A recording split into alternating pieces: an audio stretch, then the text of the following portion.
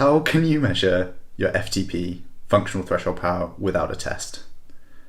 Let's find out. One of the things that a lot of cyclists or runners or swimmers do is try and find out their functional threshold power. And whilst we use functional threshold power or lactic threshold as kind of like a gauge, it's quite difficult to get to grips with and know exactly where it is. So we do testing and stuff like that. But how can we get a gauge of that without actually doing a test? We can have a look at how that might look within a session and whether or not I can claim to have a 400 watt FTP by going with this kind of method. And don't forget to stick around until the end, because I'll try and give you some tips on how I would try and improve my FTP and how I have improved my FTP over the past couple of years.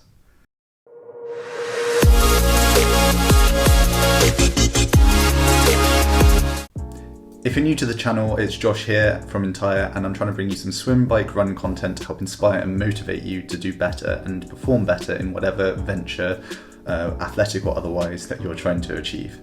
We're trying to do something new here with Entire. We're always trying to kind of develop and move forward and be better and do better and bring you guys better content. So we're trying to introduce this Monday motivation video that we'll try and release every Monday, because it's kind of that opportunity to set up that week on the right foot and just get going in the way that you want to go on. So it's here to complement the Sunday more cinematic kind of living the life of a pro triathlete, and a bit more of an insight into kind of the motivational, inspirational sessions and kind of my musings on what I'm learning week in, week out. It might just be a case of me just chatting at the camera about what I'm thinking at that present time. But yeah, hopefully it can bring you a little bit more value. And if that is the case, please hit the subscribe button and we can get some more better content to you. Leave a comment on what you'd like to hear, and hopefully that will make sure that I'm bringing you content that you definitely want to see.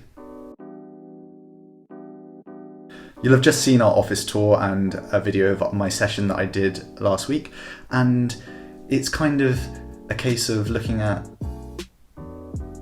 what did that session entail and how did that give me a gauge of where I'm at with regards to my functional threshold power or lactic threshold.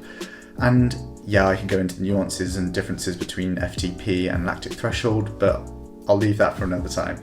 This is more of a case of, can that session give me a good gauge of where I'm currently at? And can I claim a 400 watt FTP because of that? So there are numerous ways that you can go about testing for FTP, and whether that be a ramp test or a lactic test or critical power and the 20-minute FTP test that you've got on Zwift, for example.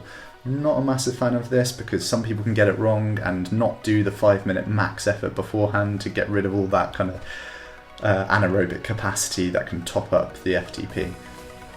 Bit of technical jargon maybe for some people, but yeah.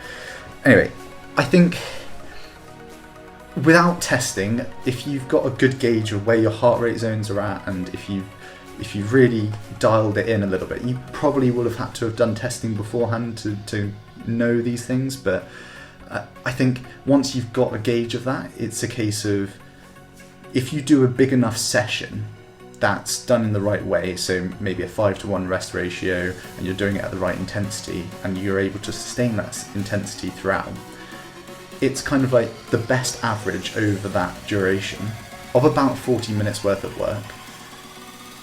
That gives you a very good indication if you're within the heart rate zones of where you're at for your FTP.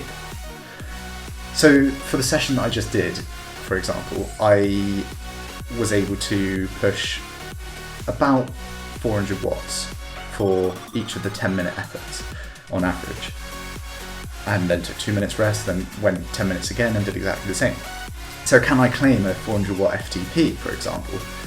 Well, there's lots of other things that go into consideration here. So I used a different turbo trainer, I was inside, it was a controlled environment, it was cold because I left the door open, so my heart rate was probably a bit lower because of the temperature. So yes, it was only just going into that kind of threshold heart rate, but was it actually that sort of effort? It didn't feel that hard, but I got off the bike and my legs were gone. Like my legs were throbbing, and I very, very rarely get that. So there's a few things here in terms of, can I claim that? Probably not, because I think the turbo was reading a little bit high as well. I was using Izzy's turbo. So yeah, anyway. When I post-analyze the session and look at the 4x10 minutes worth of work that I did, yes, they will have come out about 400 watts, but I was using a different turbo trainer. It was reading slightly high. I could kind of tell that. And as long as you keep things consistent, i.e. your turbo consistent, the conditions consistent, and things like that, it gives you a very good gauge week in, week out, if you're doing similar sort of sessions, as to your improvement and roughly where your FTP is. But again, if I was to summarize, it's kind of a case of, yes, you probably will have had to have done testing beforehand, but that will give you a good indication of your heart rate zones and hopefully your lactic threshold heart rate zone. And then you can go and work to that zone week in, week out, and start to develop a very good gauge of where your FTP is, or lactic threshold power is, for example, if we're looking at the bike. And you can do this on swim and run as well, but if we're just looking at the bike, yeah, sure. I think it does give you a good gauge, but no, I can't claim a 400 watt FTP because I think there are a few variables. If I was to deep dive into the data, it's not quite there, but not far off. And if I was to give you a couple of tips on how to increase that FTP, because I've gone up about 100 watts in the past couple of years, it's make sure you're doing enough volume week in, week out, so make it consistent, and also be very specific and controlled with the intensities that you're going at. If you're doing a functional threshold power session or a lactic threshold session, make sure it's at that and not over. So yeah, I think keep it controlled and keep it consistent. That intensity control goes a long way. So yeah, hopefully that'll help motivate you to do those sessions this week, whether it be swim, bike or run. And yeah, hope it all goes well. So if this gave you value or inspired or motivated you to go on with your week, please hit the subscribe button. It goes a long way and it will help us to create more content. Leave a comment below if you want to see or hear anything in particular over the next coming weeks, and I'll try my best to provide that for you. Make sure you tune in on Sunday and you can catch Iz and I, and we'll try and bring you some fun and cinematic experience of what we've been up to throughout the week.